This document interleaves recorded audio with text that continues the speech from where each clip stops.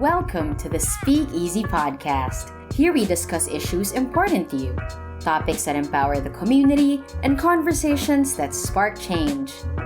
This is a safe space where we try to understand and learn from each other. Mahaba-haba pang usapan. Speak true and speak free. It's time we speak easy.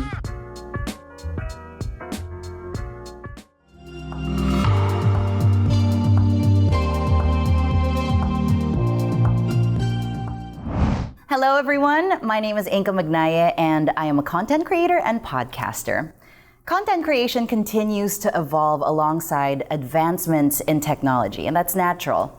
With the changing times, we also have seen content creators gain so much influence on social media. But with such a vast space ripe for misinformation and other things, what should be the guideposts for content creators in today's world, where everything published online might unfortunately be considered as the absolute truth? And not only that, the internet is forever, So we have a lovely panel of interesting minds that will be joining us today in our Sun Miglite Speakeasy podcast, a mahaba-habang usapan on the evolving roles of social media influencers and content creators, brought to you by CNN Philippines in partnership with Sun Miglite. Would you like to introduce yourselves? Hi, my name is Andoy Evangelista. I'm a sociologist and I study queer politics, gender and sexuality, and popular culture.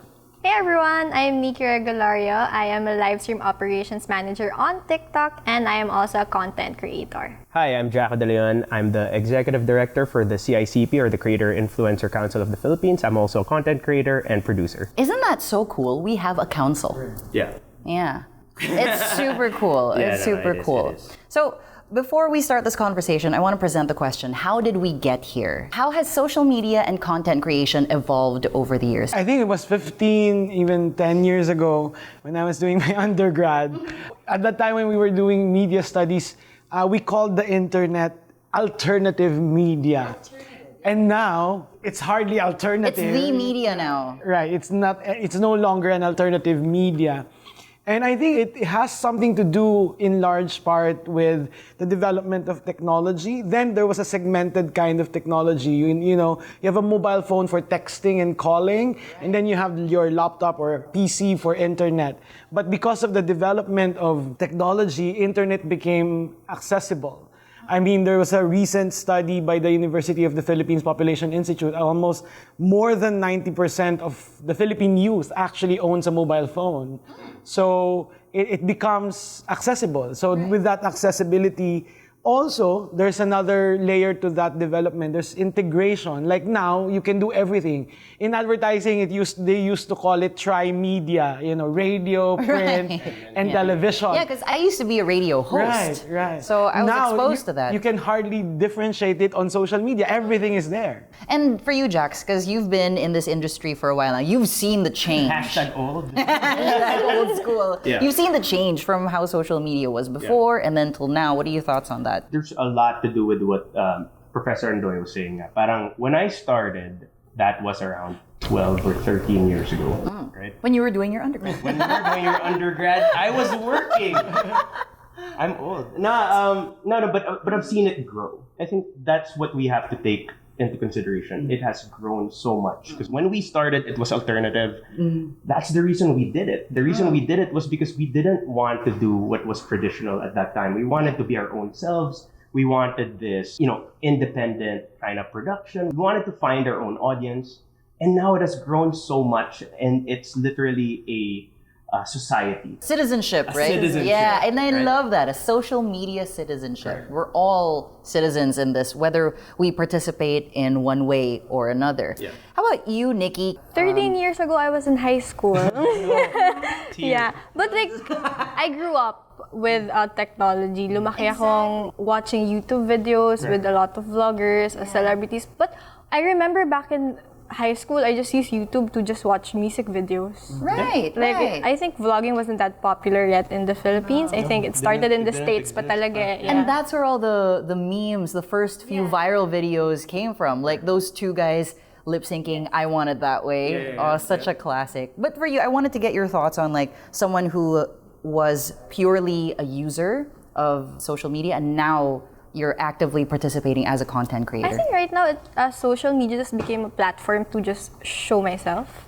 To just, I feel like kasi influencers, they also influenced me to become open and to just share my life in front of the media. Like, it gave me the confidence to just be myself in front of the camera. Really? Yeah, it sort of became like influence nga. Like, instead of just watching them on television, I realized na I'm never gonna be on TV. So might as well just be online. If I want to be someone who's well-known, who's able to influence people, where I can just share my life, then I'll just do it on Twitter, on Facebook, and right now on TikTok, where I'm most active talaga.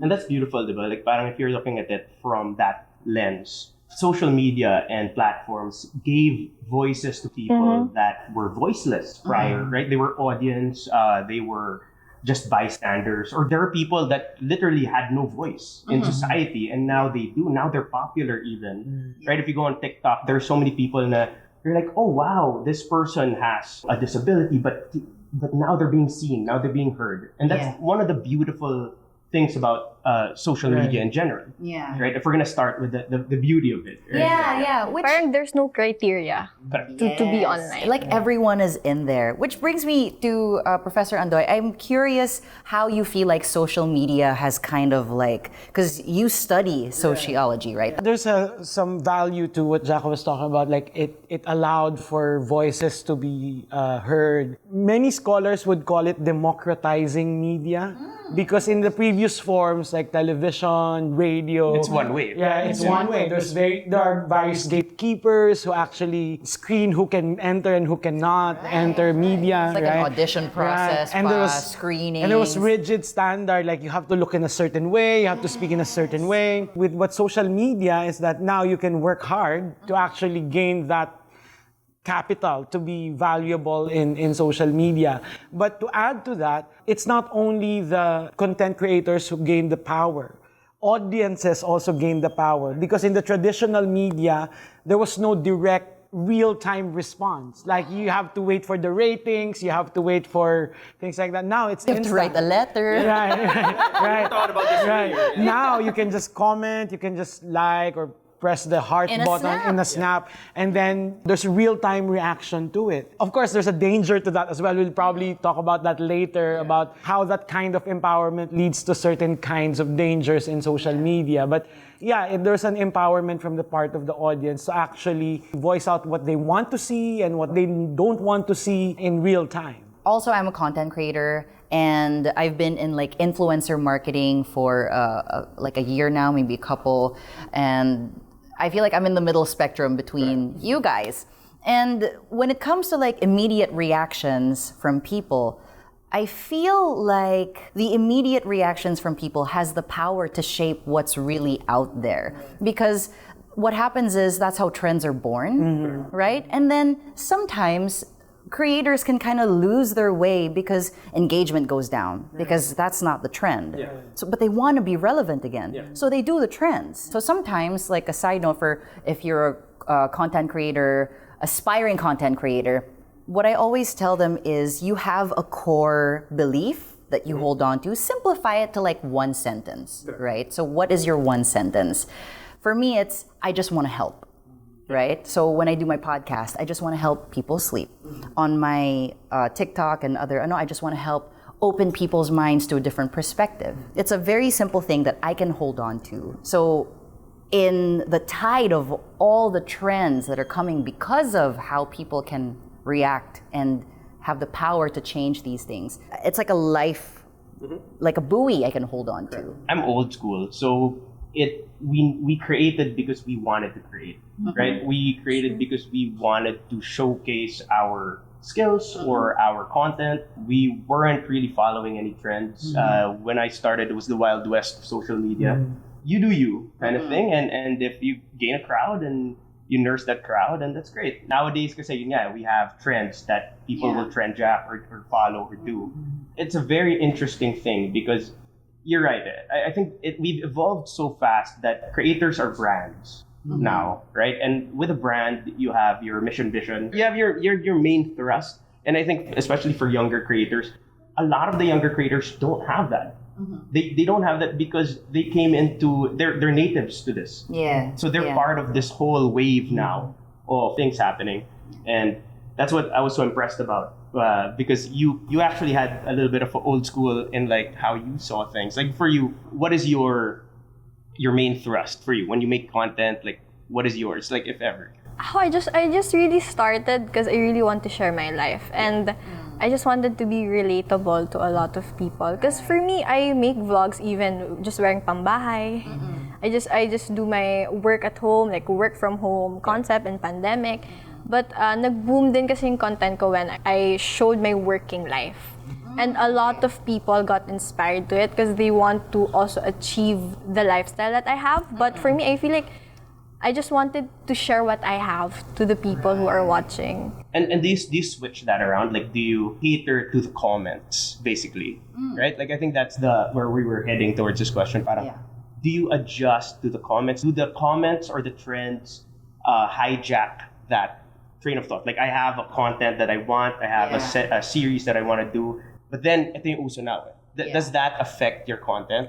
For me, not really, because I believe na when I started doing my type of content and nag-boom siya, I got the followers na who really appreciated my type of work. So I feel like if I needed to change just to cater what other people want me to do, I feel like that's not gonna be genuine or authentic anymore. Like for me, because I just want to be honest and just make content that's pretty much just me, just myself. When it comes to trends naman, I don't dance kasi on TikTok.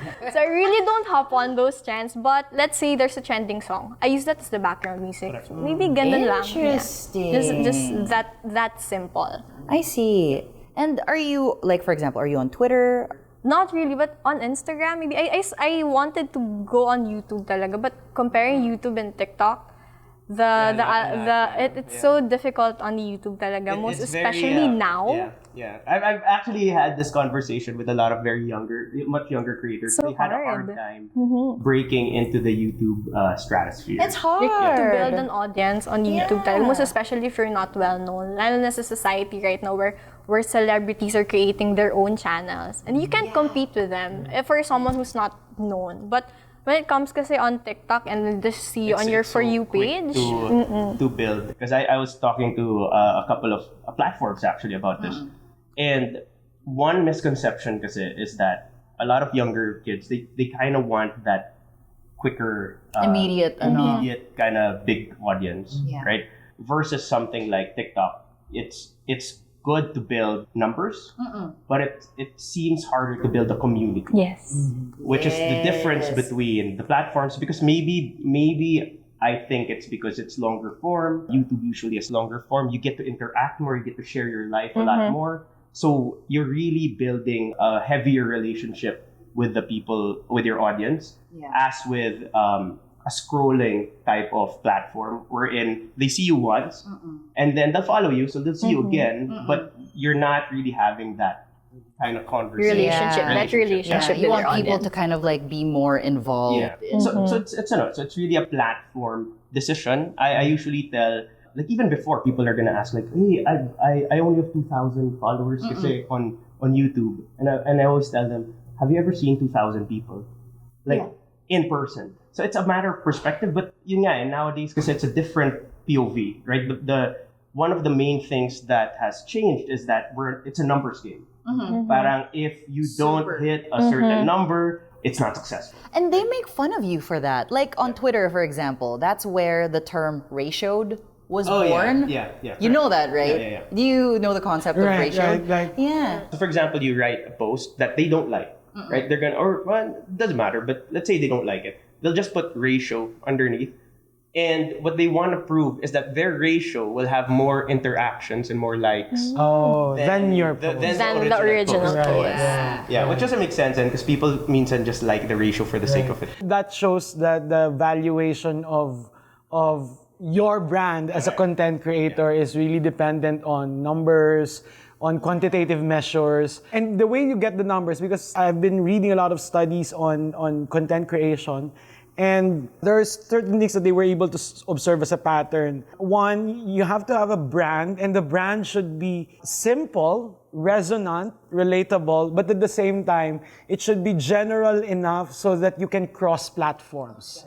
Right? And so that was interesting that when you were talking about how hard it is to penetrate like platforms like YouTube, because in many cases, success of certain content creators really also depend on how well they can transfer a particular brand across platforms. They call it platform agnostic. That your brand should be agnostic. It's also, I think, a negotiation between ride a trend, but at the same time creating your own niche. Because that is your brand. It will be your brand, and it should be niche market means, there's uniqueness to it so that you know the specific market that you are. And people know what to expect from like what kind of content you're putting out and stuff like that. Things like that. And I also read studies about how do you build a career in content creation. And the first process that they talk about is they call it generative practices. You have to gather attention. You have to build your followers, which is actually the currency in social media. It is, which is so funny when people use that as an insult. You're such an attention seeker. And it's like... It's our job. This is, It's our job to do. No, but I think that's the extreme of it. I think before we would always say like, the beauty about social media is that you have a chance to find your audience and you have a chance for your audience to find you. Whereas with television, you have no choice because you're at that time slot, a particular time, at a particular network with a demographic that's watching that TV, that particular station. Yeah. Right. So that's the difference back then. So you're seeking out not the attention, but you're seeking out your audience, your niche. Yeah, you gotta send out your feelers. positioning. And I love that you brought up that agnostic kind of point of view, because that's usually what I tell a lot of creators. And Inka's a very good example of someone who has transcended. And we talked about this before.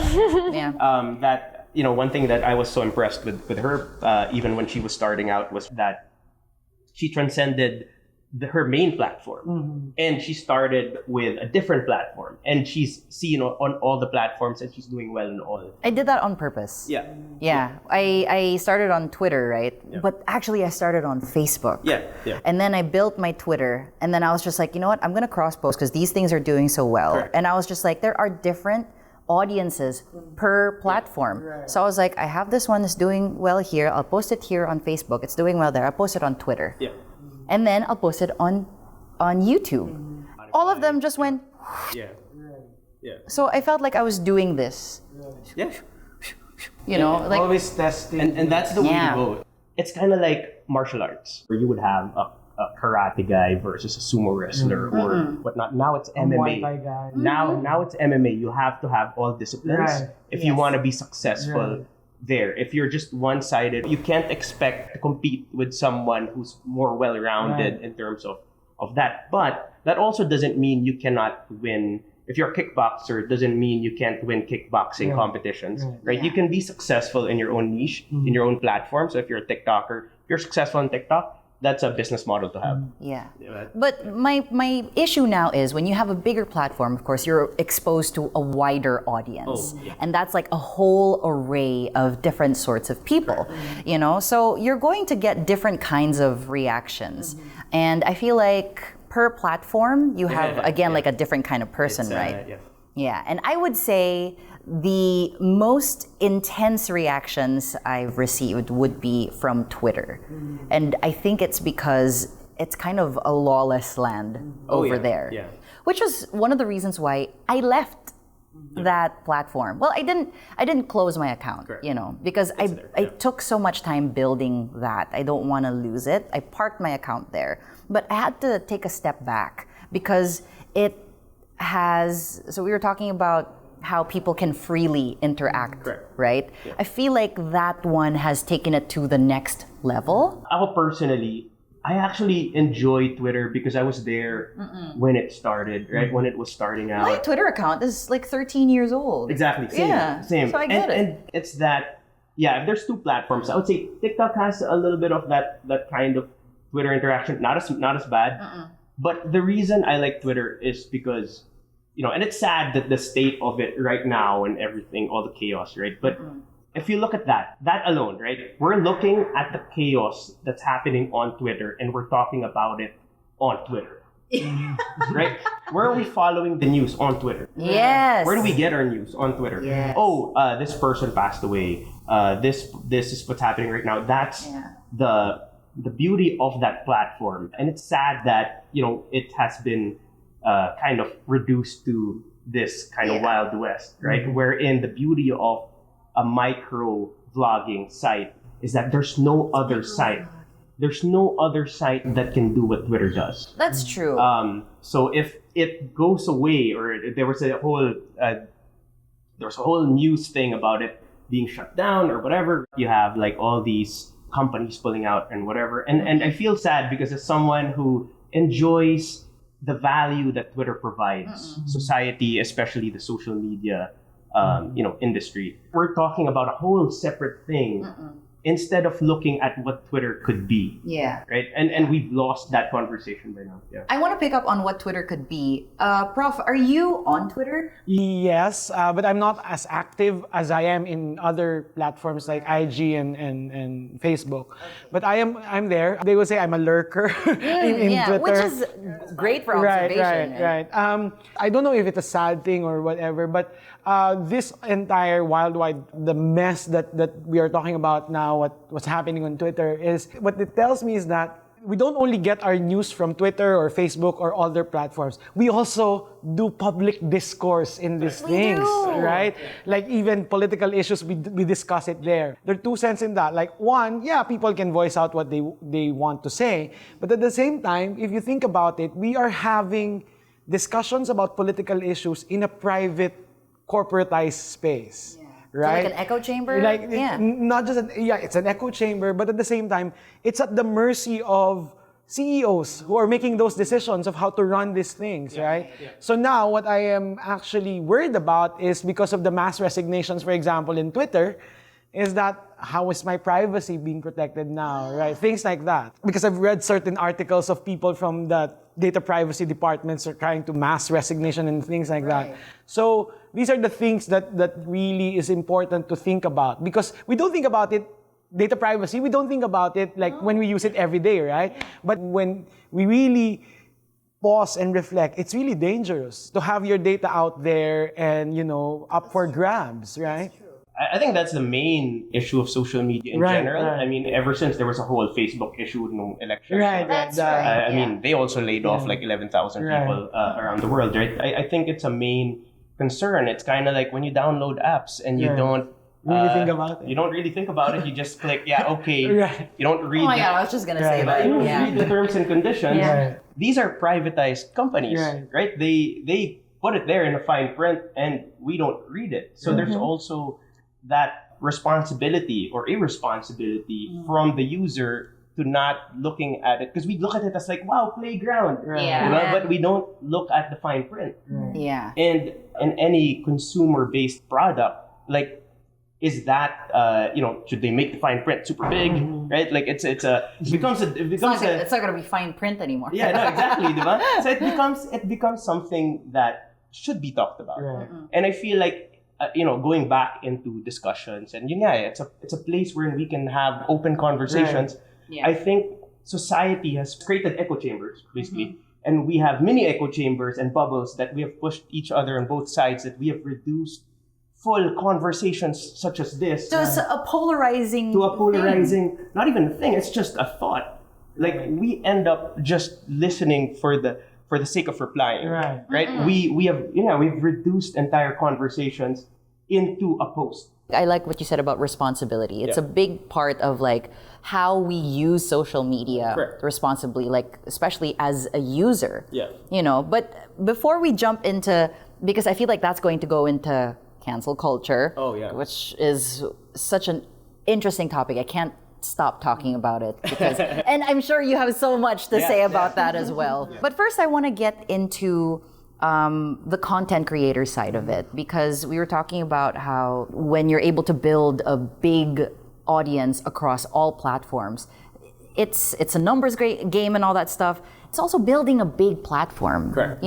You automatically have a responsibility. To me, I feel like there's a responsibility. And this is something that I often say na parang, as a content creator, when you're able to build a following, no matter how niche or how, generalized, it's an influence over that audience. So how do you feel like content creators should use their platforms? I was thinking about the difference between, using the word endorser and influencer, and what kind of how are they different in terms of the roles that they are expected to fulfill.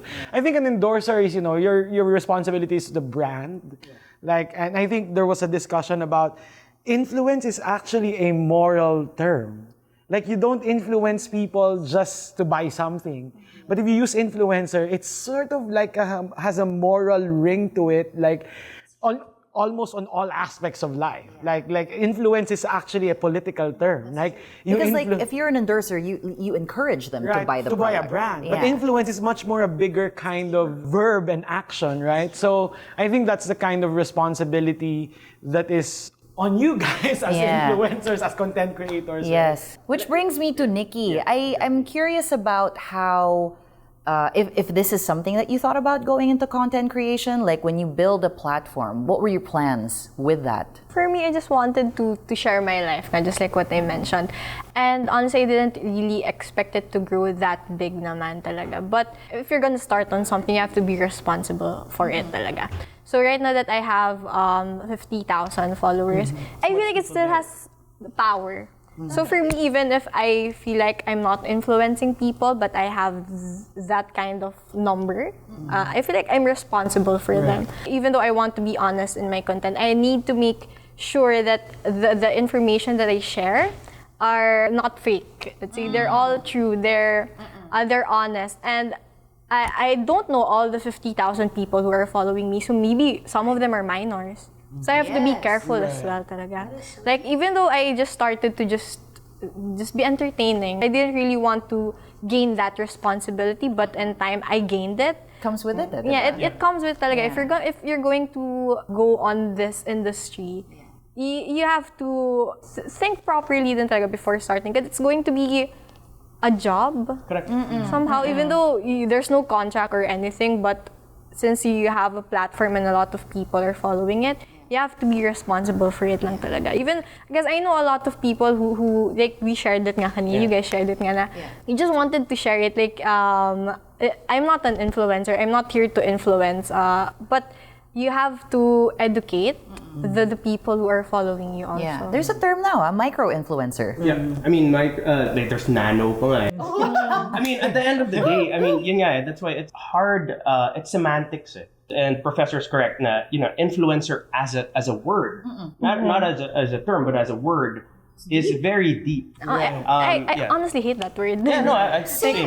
Same. Because I don't feel like I am an influencer. No, I think it's also unfair because of the weight of that word, or at least the perception of the weight of the word.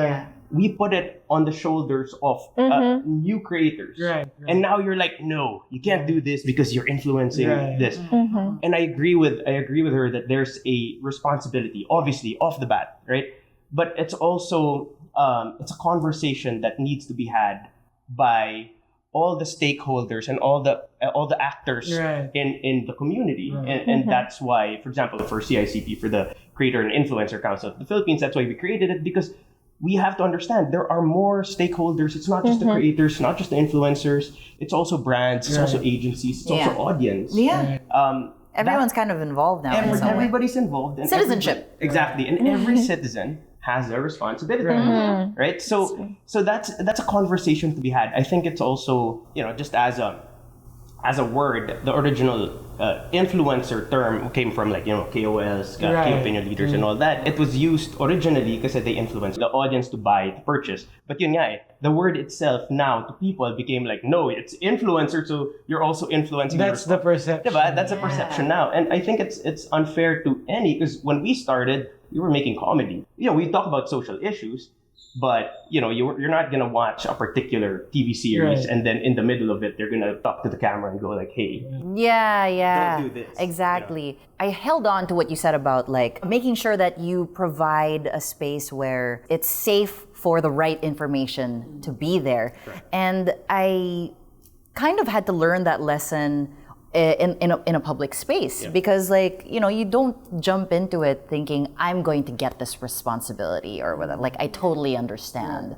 Before I was just like I would say stuff because that's how I would use Twitter, for example. I just like say something because this is my opinion. And then after a while I started getting like, no, you shouldn't like this, like that, but like the people arguing with me about it, and I'm okay with that, And then I'd be like, guys, I'm tweeting what I think. It's not like it's not like a statement or anything. I didn't mean to like, do this and that. And then somebody said to me, even if you didn't mean that, you have a big number now. Yeah. It's whether you like it or not, you have a responsibility. Yeah. So for example, come election time, I had to be really careful about that. What do you guys think about, influencers, content creators involving themselves in that space? I think this pops to my mind just now. In the context of that, discussion among actors, now I understand that you guys also, and I don't know if you think about yourselves in this way, you are artists, right? Meaning you have skills. You want to tell a story, or you want to use your voice, or you want to, sing or read poetry. And that's why you struggle so much with clients, because clients see you as brands or the audience that sees you as influencer, but you see yourselves as artists who wants to make content, right? So I think that's the tension there. So in that case, I think it's important to understand that this is also an art form for you guys. And as an art form, you don't really just see it as something that can be commercialized right away in a very direct, very, very obvious way. In that sense, I think it's important to think about that your responsibility is not just to your followers or to the clients, but I feel that, I don't know if you will agree, you also feel responsible for your own art form. Absolutely. Right? Absolutely. There's so many times where I work with a client and I refuse to give what I have now because I don't believe in that output. I want something better. And then they're like, because this is work also, they're like, no, that's okay na. I'm like, but I don't think it's okay. I want a part of this to be better. Can I fix this because I don't like the flow? We tend to nitpick because it is an art form. And it boils down to that conversation, right? And I think once we allow conversations to happen, there's so much we could do to make it better. Yeah. Because it's a good thing. I think social media is a good thing. That's why it's social media. It's allowing people to communicate and all that. It's a double-edged sword. It's a double-edged sword that doesn't have to be. Yeah. You know what I mean? But it is. It is. It doesn't have to be, but it is. Because for example, we were talking about responsibility, right? What other item do you associate responsibility with? Usually kind of like a weapon of some sort. Yeah. Diba? You need to use it responsibly because it can be used to enforce something good. Yeah. It can be used in a lawless land, for example. So cancel culture is one of those things. Like social media is a double-edged sword. Cancel culture in itself is a double-edged sword. It's basically a weapon. It's a weapon. It's weaponized, yeah. Yeah, because, in the beginning when cancel culture started, it was a way to keep people with big platforms accountable. Correct. To make sure that, you use your influence to influence something good. Diba? And then now, every little thing is nitpicked. And if somebody doesn't like your content, it's so easy to be canceled. Yeah. I know a lot of people who've been canceled, but gladly I've never participated in it. Yeah. So I feel like you don't know what's going on in people's lives. Correct. So you have to be careful with your words din talaga. But with cancel culture, people who cancel naman are just anonymous. Yeah. They feel powerful to comment those hate words. Yeah. Kasi you don't know who they are behind the comments. Yeah. But once you find out who they are, they get shy din naman. They won't respond. Yeah, they back off. And I love how Professor put it, digital kuyog. Yeah. Right? And if you look at it as that, there's that part of kuyog wherein they're anonymous, but because their strength in numbers, it's a herd. It's a herd now. Which is what you study, right? It's part of, because I asked Professor kanina, how do you define sociology? The study of human behavior when they act as a collective. And social media is a very interesting place for that because in social media, it's not all about, but a huge part of it is really about how you present yourself and your identity. And identity needs a group. In order to feel an identity, you need to be able to see who are like me. Yeah. And the other question is, who are not like me? Right. So you put them there. Yeah. You put away from you. the You're other, not here. right? Yeah. So I think, in that case, we haven't bring it up, but the idea of woke is an identity. We are a group of woke people, and therefore those who are not woke are there and will cancel all of them. So it's an identity kind of it's thing. If you're not with us, you're against us. Yeah. Having said that, if we parallel the idea of kuyog, which is, in Philippine culture, yung kinuyog yung tao who probably nag-snatch or something. Sometimes, kuyog can be the tool of the powerless because they don't have power in any other spheres of their lives. So they band together in a particular form where they can feel powerful. So, as much as there is responsibility on kuyog or canceling people, like we should not be able to, I'm a believer on rehabilitative kind of justice. I don't really like retributive justice. You allow people to evolve, you allow people to to change, things like that. So we have to understand na baka yung kuyog, baka yung canceling is also coming from a place of insecurity of people who want to cancel. So it's a very much bigger issue to me. Of course, may responsibility dun sa mga nagka-cancel, di ba? Pero meron ding mas malaking system of society that makes them powerless. So they find other ways to be powerful. To feel that power. So there's something probably in the system that we need to think about and talk about so that people don't feel that kind of insecurity to actually oppress others. May isang quote lang yung isa kong paboritong philosopher, sabi niya, yung oppression, most of it comes from a place of insecurity. You oppress others because you're insecure. Hurt people. Right, yes, things like that. So, if we address that problem of why people are insecure, then that is a huge way to address hindi ko alam kung address or solve the problem of cancel culture.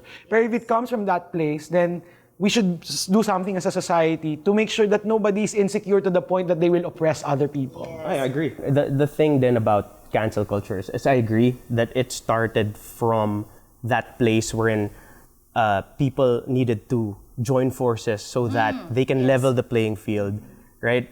But minsan kasi it has evolved into a more weaponized kind of thing wherein, the problem is that conversation, and I keep bringing it back to that because most of the quarrels and arguments are literally due to the wrong tone of voice. But I feel like in cancel culture kasi, if one person speaks up, sasali na yung iba.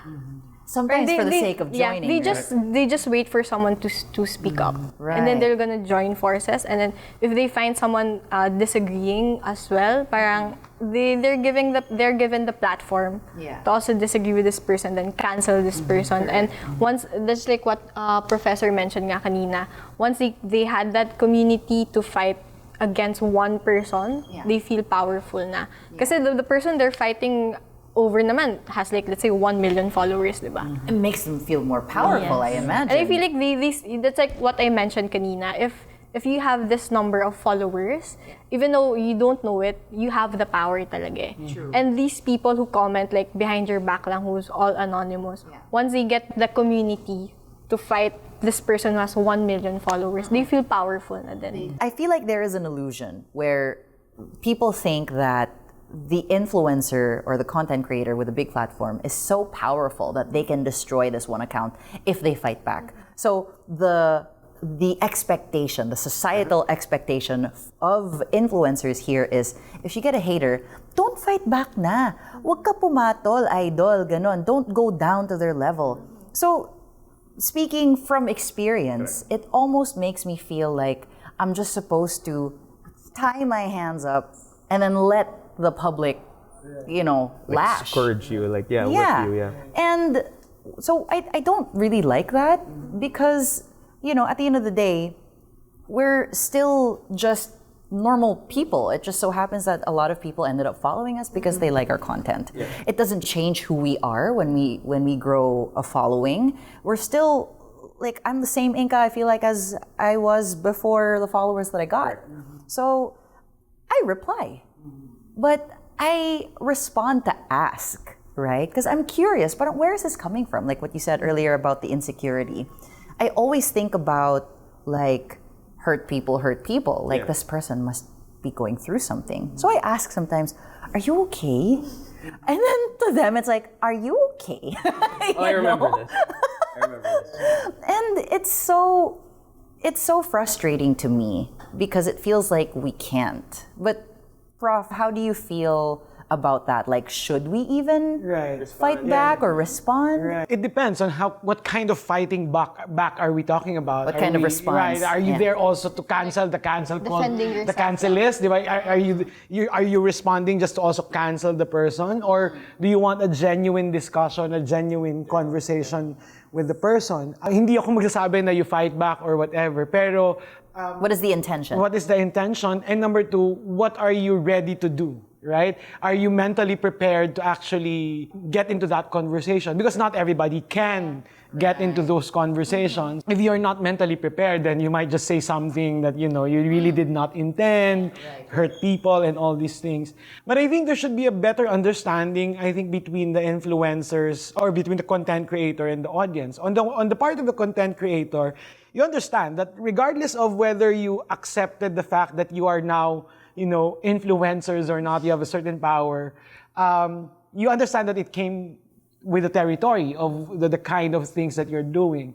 But I think on the part of the audience, there should be an understanding as well that, one, content creating is an artistry. Like, I will not name names, but I'm thinking of rock stars who don't really defend their creative choices. Like, if you like it, then you like it. If you don't like it, then you won't listen. leave my concert, right? True. But artists are like that, right? When I say artistry, I want to show my point of view of the world. Yeah, this is my abstract. Right. These are my thoughts. Right. This is how I see the world. This is how I will represent it in words. Artistry is one thing that maybe we can throw around more in the discussion, that there should be an understanding that this is an art form, and therefore it's an expression, right? Like all artists. Some artists would even say, I don't need to defend my creative choices to you.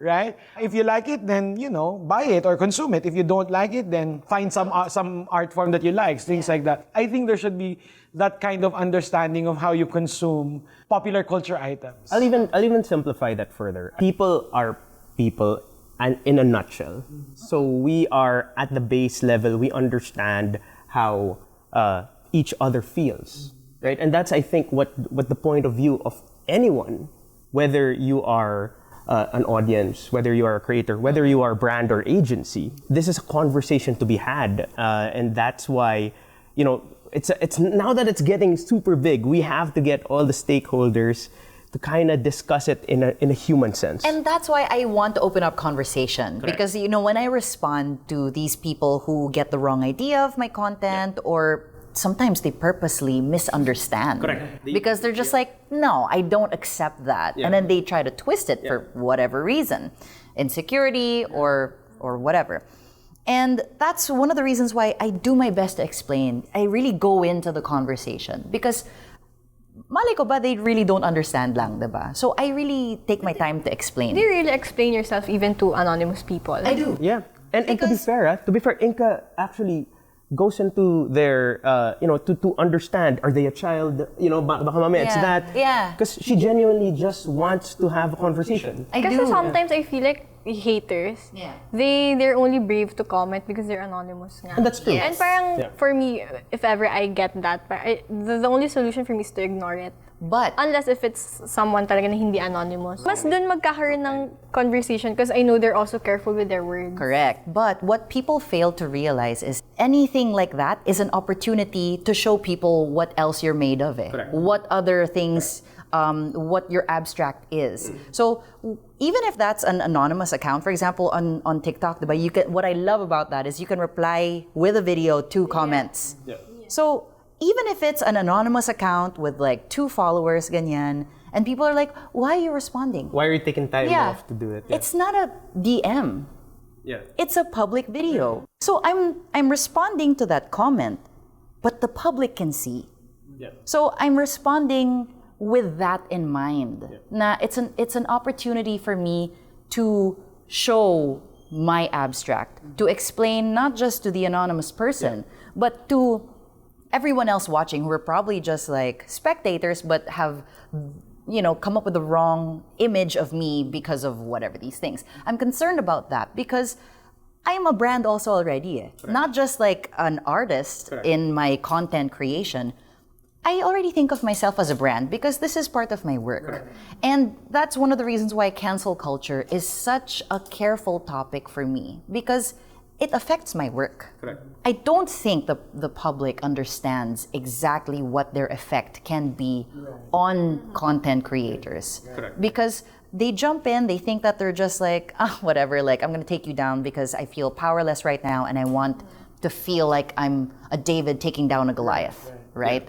But you're affecting someone's livelihood. And not only that, their mental health. Mental health. How many social media breaks do we need to take because of people like this, right? In your opinion, with these things in mind, should cancel culture, should it be stopped or can it even be stopped? You know what I mean? I think the problem with that is, there's so many players, and that until we have, and it's what's great about what you're doing is you're doing it correctly. You do respond. I hope so. No, because there's also a reverse kuyog. Let's just call it that, right? If I have The anti-kuyog. the anti-kuyog is like you have a bad comment, you throw them to the dogs, basically, right? Like basically, if you have a lot of followers yourself and your fans are solid, you just put them out there, and your fans are gonna go cancel that person, and that person's mental health or their livelihood is also going to be. And what I love about what you were doing now, maybe before you were thinking about it that way, but like now you're really acting responsibly when you respond because you're really genuinely trying to have a conversation. I am. You're not trying to, this person should be put in public. And all of us, all content creators have gone, well, maybe a lot of us that have been here for a while, like have gone through that, ganun na, sige, I'll retweet your comment. Yeah. And then, bahala ka na. Yeah, have at it. Good luck. Until they delete it, and then everybody's, they deleted it. Yeah. Wait, I have a question. I'm going to jump in because I know that you have brand experience. You're a content creator, but you also come from the other side. Does it affect the decision, brand side, if you want to work with a content creator, when they do things like that? For example, when you see me responding, does it affect your business decisions in any way? So I actually worked in the e-commerce platform before. And I worked under live stream. So I've handled also live streamers. And I feel like these influencers who do live stream actually tackle more of the cancel culture because they say things right there. Live talaga. Like they can, people can hate on them during their live streams. But I guess on my part lang as their manager somehow. Because right now I also work on TikTok. Also, so yeah, okay. I transferred that to Live TikTok. also. Yeah, and right now I still handle live stream. And every time my influencers, my content creators go live, of course you will see comments who will hate on them. I guess on my side lang as their manager, buti nga, we have this parang tool where we can just block the people. Because it's going to ruin the mood. Because if we're just there to do live stream for, let's say, a brand, this person is promoting the brand and this comment is ruining the mood. I'm sure the influencer will feel safer if I help them like block these comments. There's like an appropriate time for them to comment these comments that they want to share. But unfortunately they don't choose the time. There's no time. They just and they do it after. So kunwari, if you say something on the live stream, even like days after, biglang that live stream clip is gonna pop out, right? And yeah, no, I love what you were saying about giving protection, and I think that's also for platforms to now we're looking at the platform's point of view, right? Because this is their business, also. Right? And I think they also have a responsibility to protect both the audience and the creator. They have to mediate. Because the audience gives them obviously a base, money and all that, right? And the creator gives them content.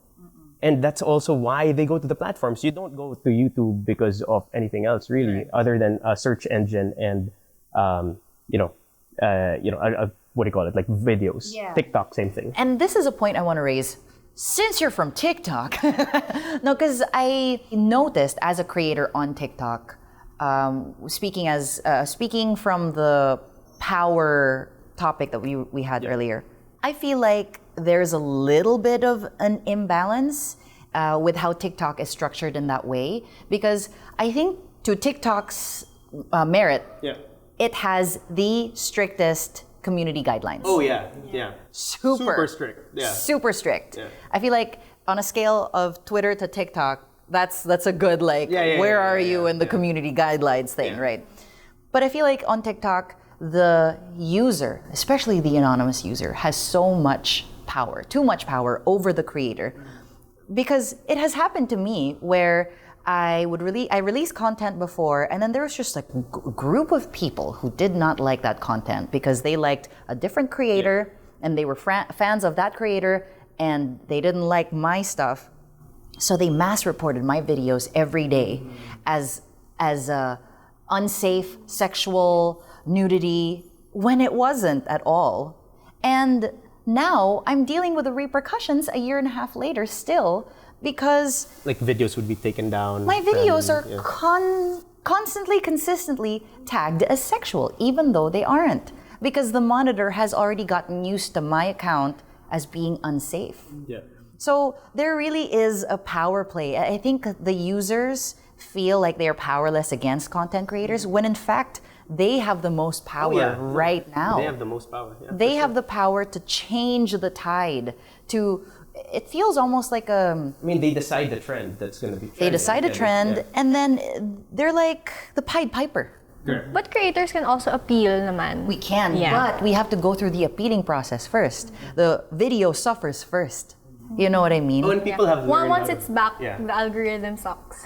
Exactly. Exactly. And people have figured out how to bypass certain things, right? Like, they theorize how to bypass certain things. So they'll not say a word, but they'll spell it differently because they understand that the algorithm will pick it up, right? So they change one word or one sentence, but they're still saying the same word. To the merit then of the platform, this is something that all platforms should really take a look, because they have the most power, the platforms, because they decide, right? If today this is how TikTok's gonna be or Twitter's gonna be, but again they also listen to the people. So it goes back to that. All right, we all just have to chill out, take a step back so that we could leap forward kind of thing. And learn how to communicate Right. talaga. And more than anything, I think, as a sociologist, from the sociological point of view, I see cancel culture not just in the vacuum of social media, but it is part and parcel of a broader social system where we have this belief system that justice should be punitive, should also be only about punishment, and just cancel people. I like what you said earlier about, what is it? Rehabilitative, right? Yes. And, sad to say, this has worsened in the last decades because of all the, not just the national leaders that we had, but in the world. Like, many leaders that were elected in the world, have that kind of belief, that propagated that belief where justice equates mainly to punishment. Yes, right? that's the only way to achieve That's why justice. there are activists now who are thinking about, who are actually fighting of, let's reimagine justice in a different way. Justice that is actually caring, that actually makes people or allows people to evolve, allows people to change, helps them rather than pushes them aside. Because we live in a collective. We cannot just say that just because that person made one mistake, That's it. that person is no longer human and therefore deserves ostracism from whatever kind of group that we are, like in social media or in the physical world. So I think really it's also about thinking about, in a more broader sense, how do we really deal with mistakes, right? I like that I question. love that. It's not necessarily, it shouldn't be just about punishment, right? Of course, in some cases there should be consequences, especially if the transgression is really, really violent or something like that. But we have to, even in those instances, we have to help those people actually The punishment should fit the crime. right. And it's not even always a crime. Right. And it's not even fitting the crime. It's also helping them because if we want to live as a collective, we have to help each other do better as human beings. So that's one of the citizenship that I can think about, like the duty of helping each other rather than, taking someone's livelihood and when you take someone's livelihood, you don't allow them to change because all they can think about is these people took my livelihood, I'm gonna exact revenge or things like that. There's no space for like a healing conversation. Right, things like that. So I think may mas malaking belief system that we have to rethink as a society in terms of punishment and how do we administer it.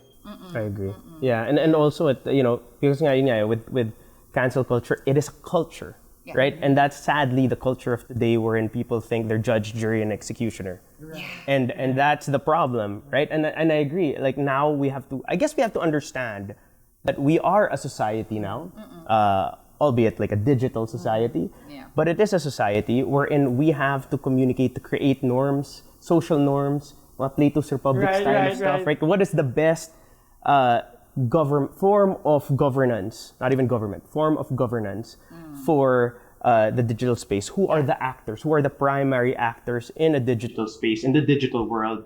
Who are the minds that should be, dealing with everyone else? Yeah. Like the sake of everyone else. Yeah. Because despite all the negativity, when you dig away at the dirt, social media is a beautiful tool. Yeah.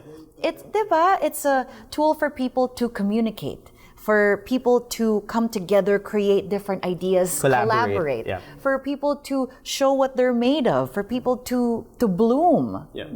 Because before you started your content creation journey, what was your life like before that? Were you like a shy No, not really. I'm actually very madaldal. Okay. I'm an extrovert and I love communicating with people. Maybe that's why I'm in ABCom.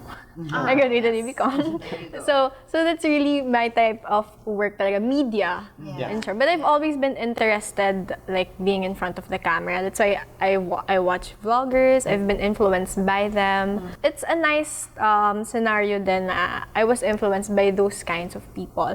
Wherein I'm hoping that I can do the same to other people also. Yeah. Were you watching parang same kind of like they would vlog their daily life, ganyan? Okay. But mostly on YouTube because TikTok is very new. Yeah. Yes. But I feel like right now for small creators like me, it's a great platform to start talaga because they're short videos it's so different from your generation. No, I agree. I watch a lot of TikTok. No, but it's so different talaga from videos on YouTube, just like 10 minutes long. Because I also tried YouTube before. Yeah. And it's so hard to compete because a lot of people are trying YouTube. Yeah. So what I love about TikTok right now is this. Is even though if you just post a 30-second video and that gains a lot of views, you gain the followers. There's an accessibility to it. Literally, someone commented on my video before. One of my favorite comments ever. They said, "Kaboses mo si efficacent, yung may songay." And I was like, Maleficent, by the way. Just so that we get there. And I replied to the video. I was just laughing. I read it. 2 million views overnight. Yeah. You know what I mean? And that was like what? A 15-second video. And I got followers from that. And it really is a beautiful tool, and you can exact so much positive change. Correct. Because like you said, when you're influenced by all of these people that you watch, whether people understand it or not, also content creators, whether content creators and influencers understand that we end up having a responsibility. Correct. Users on the other end, whether they know it or not, they're influenced in some way. Inspired. Or they're inspired.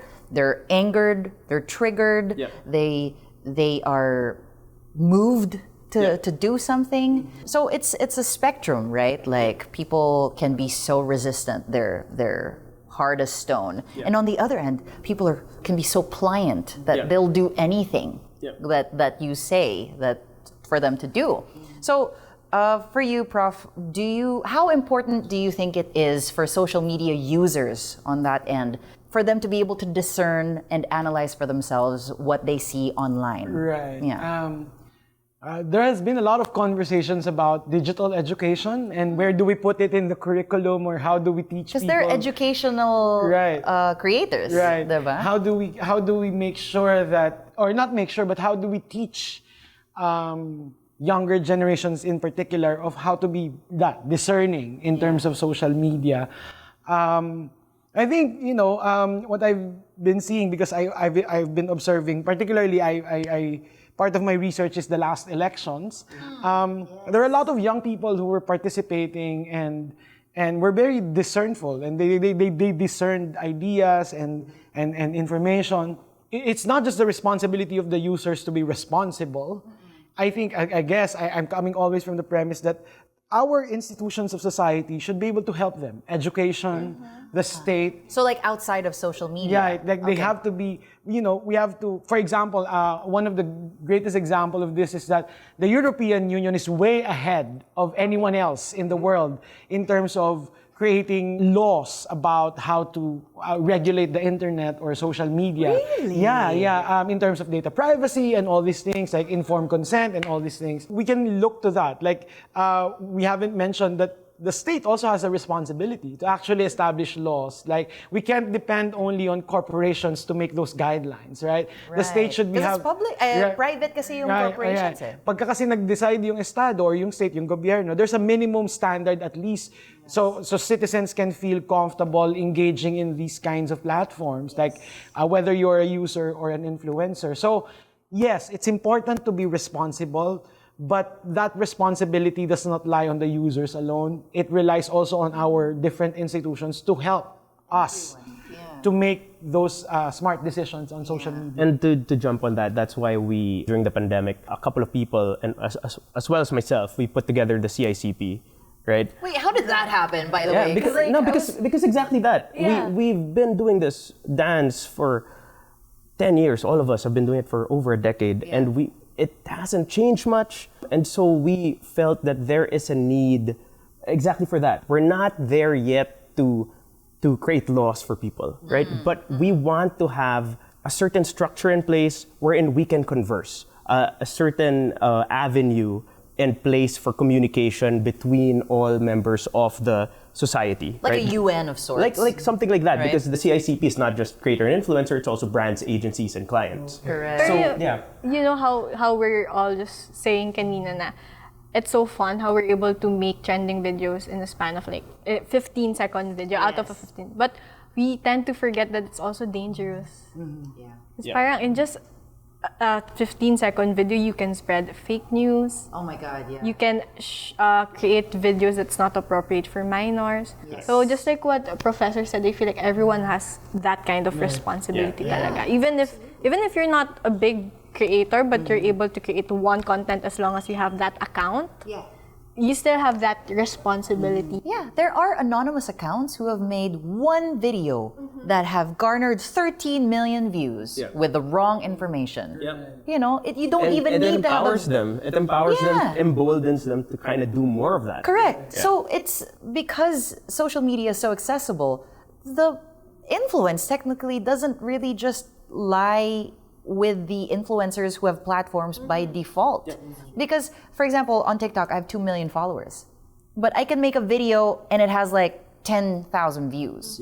But again, that anonymous account with one follower, with one video, with the wrong info, can spread like wildfire. And it's hard to actually correct that already if it's spread like that. Right? Because if a video comes out correcting that, it might not even get the same amount of views. And even if it does, it might not even reach that 13 million who watched it. Because there's so many people here in the Philippines, diba? That's why it's good to have this, right? It's good to have a conversation with, someone who's new, someone who looks at it from outside, from an academe. Which is so cool, Which is by interesting, the way. diba? Like, and actually, I love the idea that you already have a council now. Like Right? the forming civil society organizations. Exactly. Right? That's exactly why we started it, because we were like, okay, what do they need as content creators ourselves? Like, what do people need? Oh, they need to learn about paying their taxes right or doing this right. But at the same time, they also need a space so that they can voice out their problems.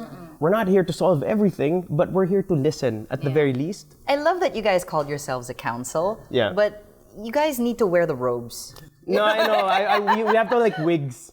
Yeah, like, you need to, like, And you know what's this productive future for that council is, ipunin nyo lahat ng problems that you encounter, and at some point, if you're willing or ready to talk to the government, these are the problems of influencers, do something about it. And that's why what I say palagi is, right now we're not there. Right now the goal is to just, bring in people, educate people. So most of the thrust of the CICP is really to build a first class kind of creator community, creator ecosystem. It's to build that best-in-class kind of thing. So we're now about educating. We're now about gathering, So it's talking. like influencing the influencers Exactly. also, right? That's the thing, diba? Like we have to be able to educate somehow. Yeah, we have to do something because we can't control that one follower but like has a lot of misinformation. We have to gather people muna with a like mindset. Maybe celebrate, and one thing we do is we do have an awards. We do have a Spotlight Awards wherein we celebrate and then we highlight creators that we feel are champions of their own spaces. Because that's putting people on a platform wherein, hey, look, this is a creator you should follow. If you're a new creator, who do you follow? Who do you want to emulate? Who do you want to emulate? Like that, Because that's gonna breed more good. Yes. And that's the only way to defeat, what's out there that's not Dark good. side. Is to create more good. Yeah. Right? Yeah. But I think, you know what? It's such a great idea to speak to people who study. Professor would be someone who can give the CICP a lot of really good insight, actually. That was such a great idea. Right.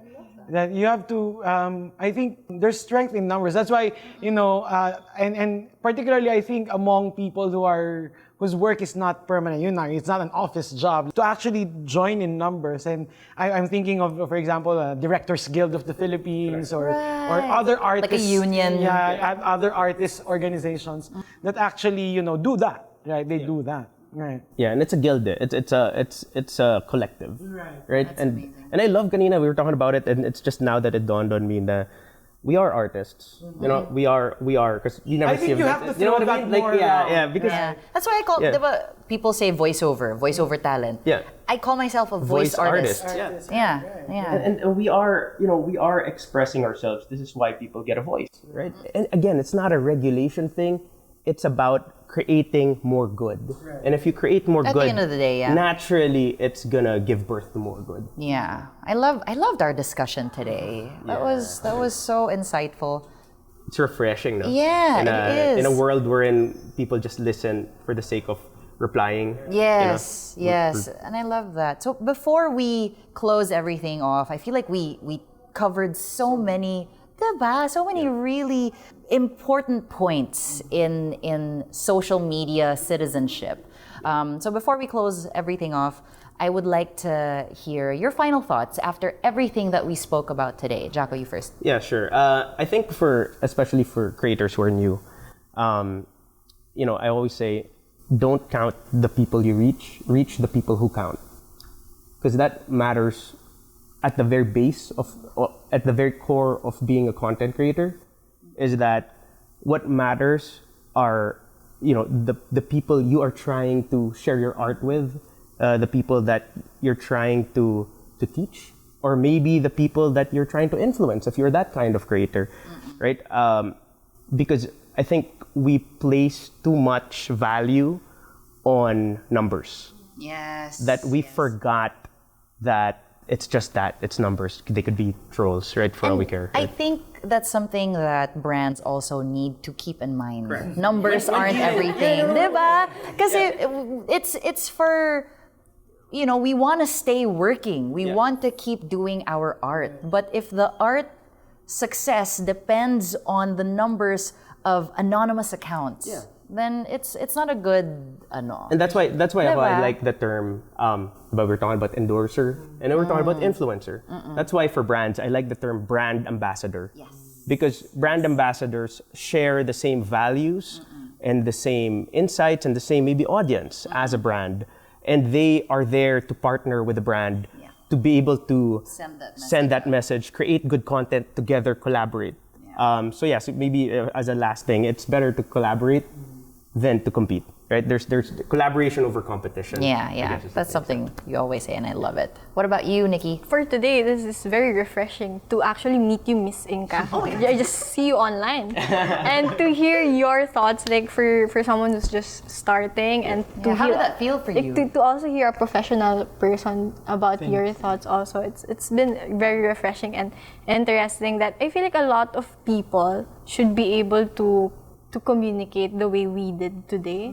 You can actually really learn from it. We should realize that no matter how small or big your number is, you have the responsibility, you have the power to influence others. Like just like what you said, numbers are not important. And for me, for other collaborators, for other influencers who are just starting, they need to realize that they have an impact on other people's lives. Yes. So if you're going to start something online just for fun, you have to embrace your content. You have to share your life in a way that's educating. Like you should be a good influence to other people. You have Adding value. You need to keep in mind that social media is a very powerful platform. It's not something that you just use carelessly.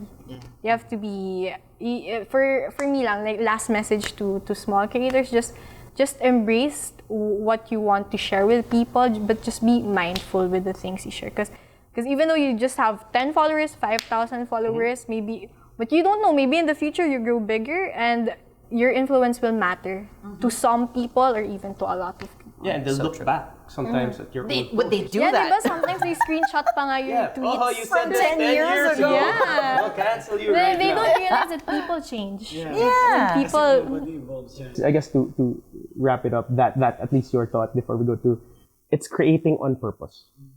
You create on purpose. You do everything with a purpose, and if you do that, you're good. Yeah, for me, I always remember a quote from one of my mentors in popular culture studies. You know, she was also a sociologist. Ang lagi niyang sinasabi, kasi there was discussions about, well, pop culture is not as serious as studying politics or studying economy or studying other things, religion or whatever. But she always said, that's not true. Ito yung pinakalagi niyang quote. Her name is Laura Samson, and she's probably watching from the heavens. She always told us when we were studying popular culture, kultura ang kanlungan ng mga nalulungkot na kaluluwa. So in that sense, pop culture is not shallow, right? It is entertainment, but it's not shallow. I mean, there's artistry to it. Like even the most, mainstream things, there's an artistry to it because, people find meaning in them.